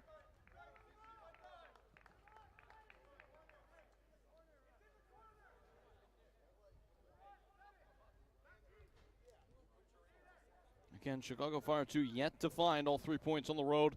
On any occasion this year, they have gotten the 2 draws. Other than that, it's only 4 losses on their billet. This would be a watershed moment for them as they start to turn the corner in their season. If they can make this happen, have not had consecutive wins or losses in their last 11 games. Been about as here and there as the season can go.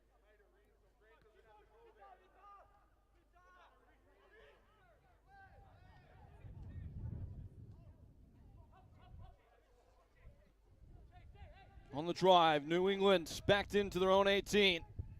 A cut in. Angle never presents. Laid off now. The shot coming and clipped over the frame. It's another big save from Max Weinstein as he does some acrobatics to keep it out. Shot came over a couple of layers of defenders. Not sure if he saw it until it was right on top of him, dipping down just beneath the bar.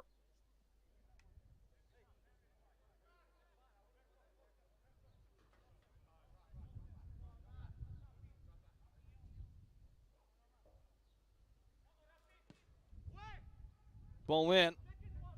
Hoisted high. Still needs to be cleared. Just kind of reaching back for it was Weinstein. It got over his guard. It's out for another corner kick. Always, no pun intended, playing with fire when allowing Chicago to take aim from these corner flags.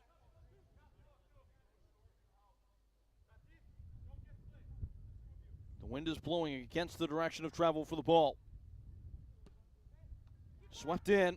It's well located. And doing just enough in a crowd was Weinstein.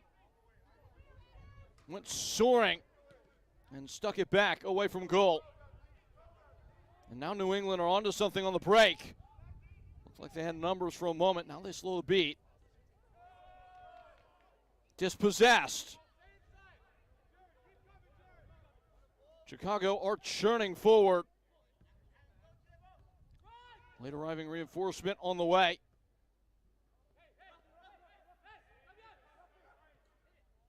Into the middle. Villanueva scooping one up. It's a beautiful ball. Better stop. It mattered not. The flag is up for offside. Oh, it was an incandescent idea from Villanueva. That spontaneity to scoop it up and over, but the run came too early. Max Weinstein didn't care. What is in the water with the goalkeepers for New England? Donovan Precian, you could argue, has maybe been the best goalkeeper in the division this year. They've gotten great play from J.D. Gunn when called upon. Now it's Max Weinstein who's putting on a show. His team inspired to go and search for some offense.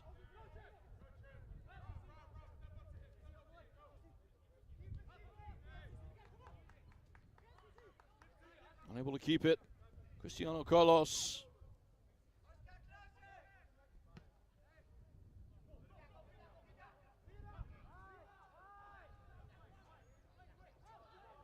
New England starting to run a little bit low on time.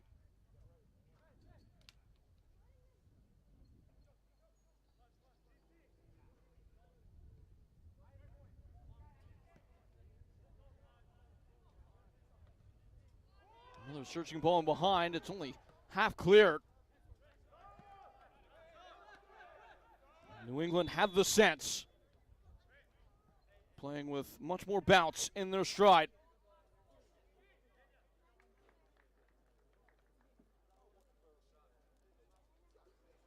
And in saying that, it looks like they might be making their final change of the day.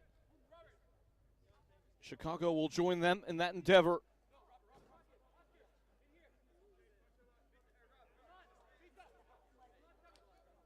Substitution for Chicago Fire FC2. Entering number 76, Juan Napo, and leaving the field, number 72, Damon Villanova, at the 79th minute.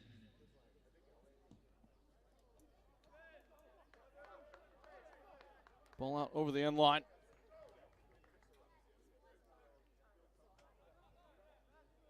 For New England, it's going to be Josh Macedo coming in. Right beside him will be Daniel Dixon. Chicago only making the single change is Juan Napoe. Is thrust into the tie.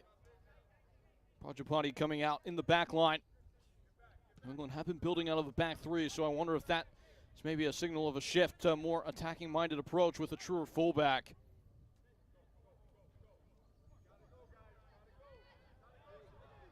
All the way back to Nemo, the goalkeeper, who's taken a faulty first touch and gone back towards the end line.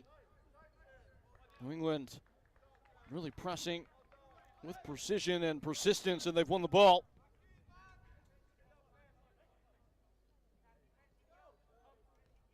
Chicago have fully relegated themselves to that antagonistic role now, sitting off and trying to keep numbers back behind it.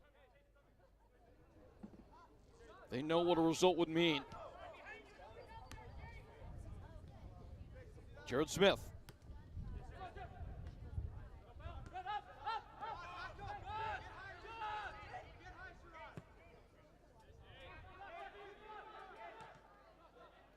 Throttled to the far flank.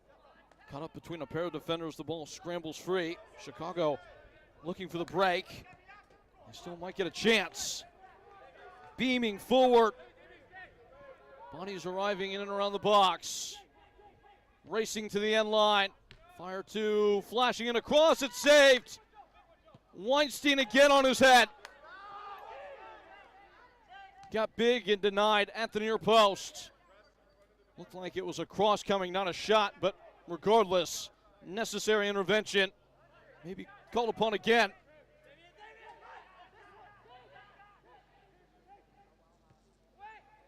Rolled in, clear look at goal, another save. You can't be serious. Max Weinstein gives New England just enough of a chance, and they will take it. Blurring by to the opposite end, the cross coming. It lands inside the 18 and goes no further. Regathered by Sherrod George. Now Smith. Jared Smith, save. On either end, it's all popping off. Free look at goal. Didn't see it till it was on his doorstep. Weinstein. He makes the initial stop. Nemo on the other end. And breathe. Corner kick to come. 82nd minute. This would be the save by the opposite number. Jason Nemo getting down at the near stick.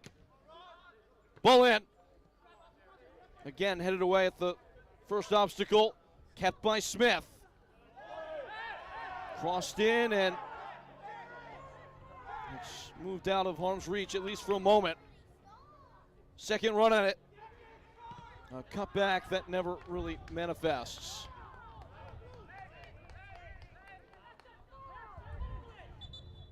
New England just don't know how to quit. They have taken everything that Chicago could offer them. Down 2-0. They get the penalty in this half to put it within touching distance. And they're at full stretch trying to get back level. Keep that unbeaten run intact.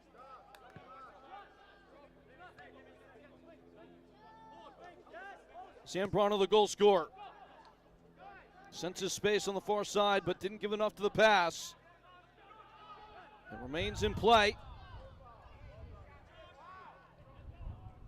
And that is just willful work with the ball by New England, who fashioned the chance.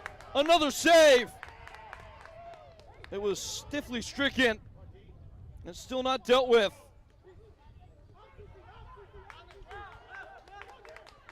Bodies hitting the floor all over. What a tackle! Or not. It looked like Jared Smith had just reached out, almost as if he was grabbing the ball with his hands, but instead his feet made too much contact in the process. And chance to observe the save by Jason Nemo, who's had to make more in the last 5 minutes than he did the rest of the game combined.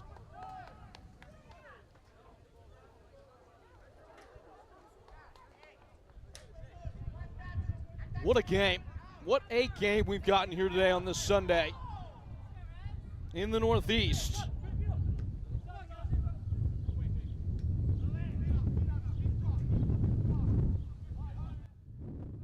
And a tussle at the end line and out for a goal kick. Now, if New England do find a way to get an equalizer, it will be on to penalty kicks immediately to decide who gets the extra point. Both teams will come away with the one that is won for a draw.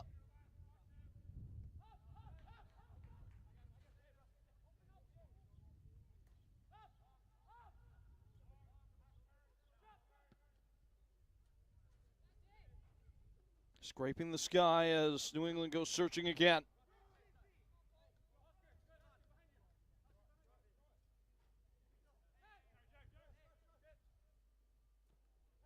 $11 shots for each team. They have put a handful on frame either way. It only takes one bounce of the ball on New England, can be right back there. Jean-Baptiste Zambrano! Over goal.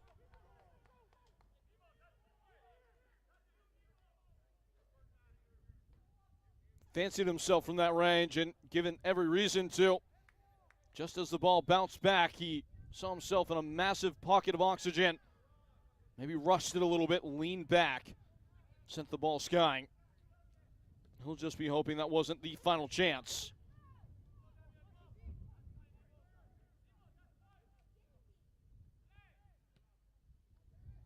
Well, that's a good ball. On the cut back, charging it across, it's hooked away.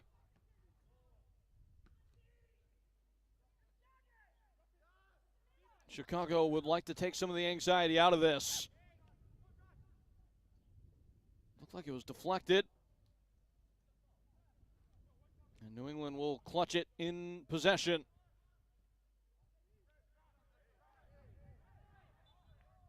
Foul is the word.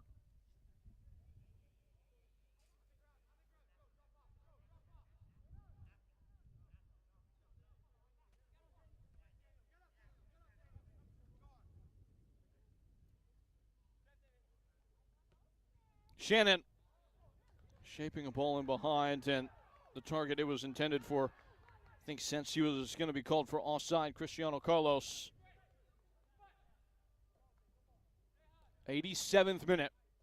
We have the hydration break in this half, so there should be at least a couple minutes of stoppage time.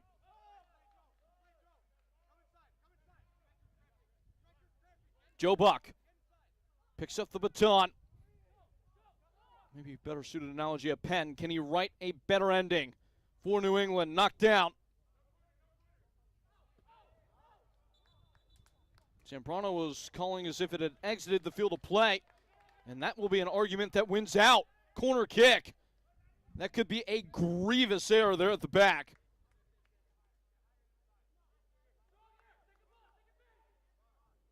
Looks like Damian Neek who lost the plot. And you see the wind ironing the flag away from where this ball will be headed. Still, fights into a dangerous area. Jared Smith needed to keep it with New England, and he did. A stop and a start. A weaving run. Top of the box and now wide. Zambrano at the controls. Zambrano goes for goal. It's saved. Jason Nemo able to see it the whole way.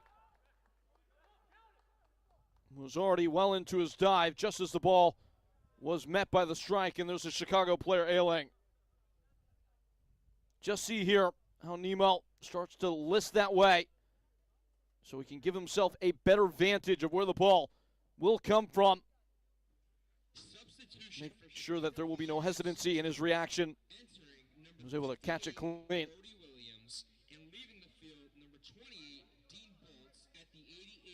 Day is done for the goal scorer. The one who lit the match, Dean Bolts. He checks out of the game. Could be important if we do arrive in penalties. One of the best goal scorers for Chicago. Certainly one of the most experienced players.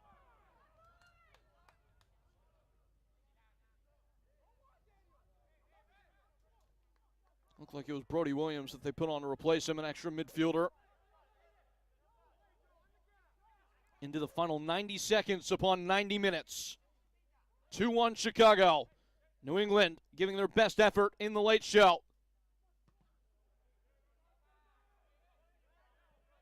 Spanked to the opposite end by Chicago Fire. We'll now be measuring the success of their clearing efforts in literal distance.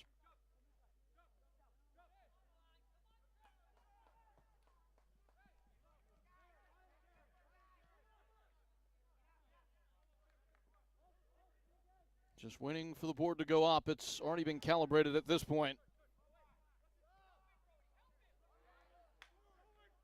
Chicago just can't get out. Plenty of driving room for Jared Smith, who creases in on goal, trying to play the risky pass. Shaw George never got more than a whiff. Zambrano calling for it in the gap. It's poked out of play necessarily. Looks like by Nagel.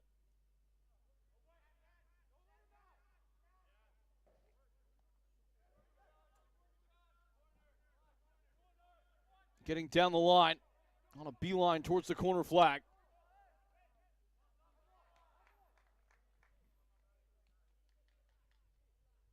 was Dixon who put in a snapping tackle, and Chicago will certainly allow this to expire past the 90 minutes before the throw-in. What's the word on stoppage time?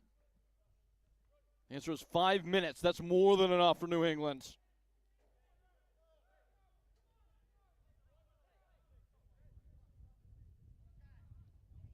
Lobbed in. They're going to move as slow as molasses uphill. Chicago, in terms of any attacking effort, they've burned off about 30 seconds.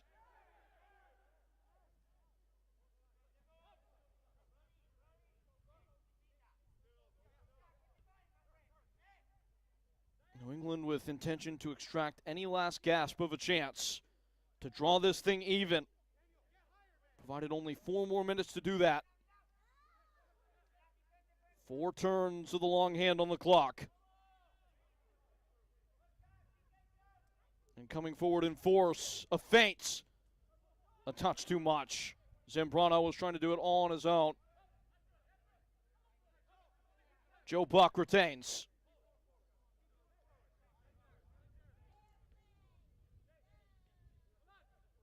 Jared Smith inviting options to check in toward the ball. See just exactly how rigid the formation is now for Chicago. George missing out. Thoughts of a shot settled by Zambrano. Left into the middle. A thudding touch from John Baptiste, and the chance is gone for now. Kept on by Jared Smith. Here we go again. New England players fighting to get back on side as Smith approaches the area. Zambrano's lost it. Thought he might have won it for a second. Instead commits a foul.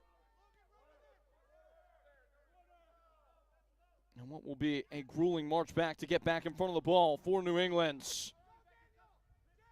Trip Fleming. Oh, that is a harsh tackle. It was Daniel Dixon again. We are halfway played through stoppage time. With a free kick for Chicago Fire 2. Hotly en route to what would be their first away win of the season. New England have only lost the 1 game at home this year. They've found victory 5 occasions. There was a way to get your first for Chicago. This would be it.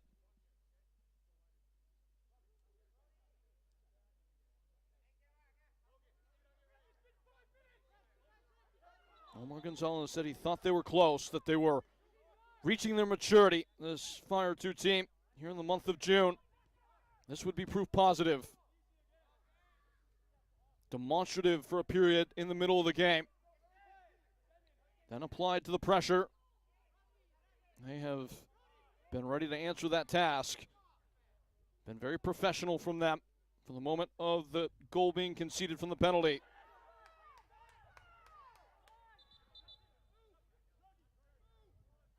New England got to go. Flute just standing in the way. That's his right. As far as it can be thrust ahead. Sherrod George. Streaming runners to all angles. Hit heavily down the line, and it will escape the grasp of a lung-busting run up the line. It was Carlos who was a step slow, and there might be one last chance in this now for New England. Goalkeeper is going to boot this as long as he can.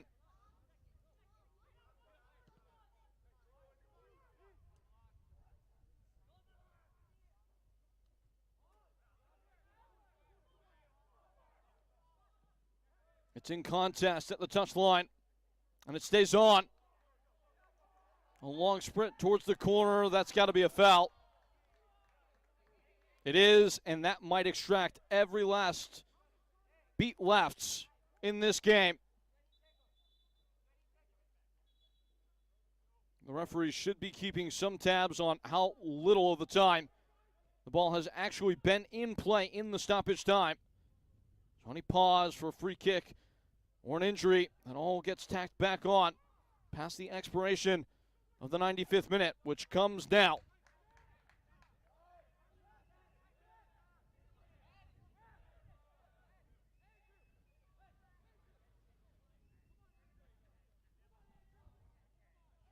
The referee reaches for the whistle.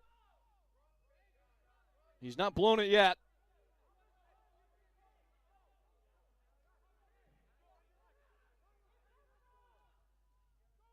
New England have to get out from their own end. They've been barricaded here at the end of the game, which arrives and does so with a wide Chicago smile.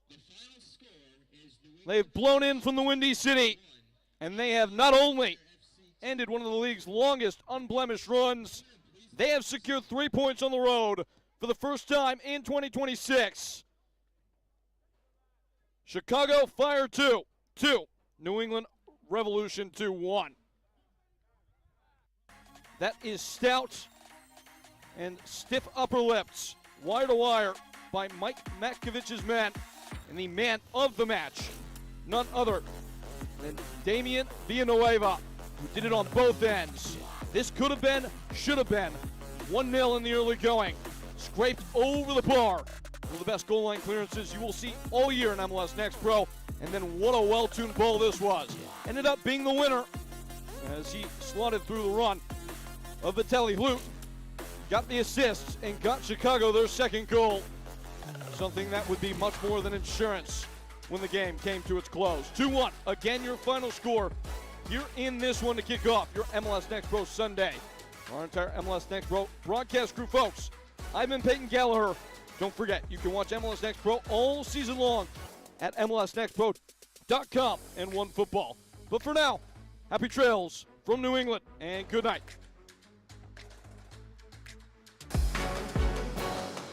This copyrighted broadcast of Major League Soccer may not be retransmitted, reproduced, or rebroadcast without the express written consent of Major League Soccer.